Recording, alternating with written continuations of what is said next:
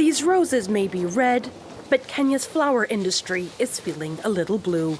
These symbols of romance, which make up around 66% of the country's flower exports, are now facing a pest control problem.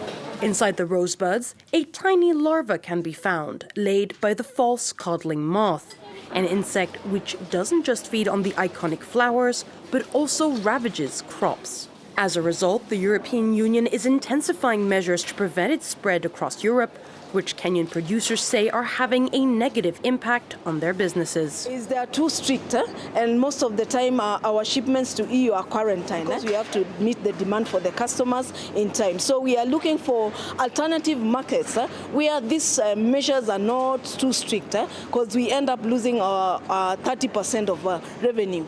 And the moth is not the only challenge that Kenyan farmers are facing. The use of pesticides to minimize losses is also generating pushback from the EU, which imports over 30% of the country's cut roses.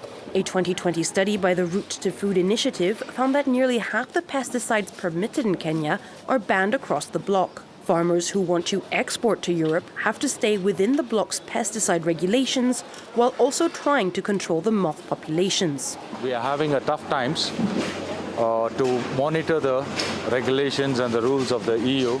With the weather conditions now, we have to use that, otherwise we will not manage to get our production what we are targeting. Despite existing stringent protocols, the EU is expected to enforce even tougher restrictions in the coming months.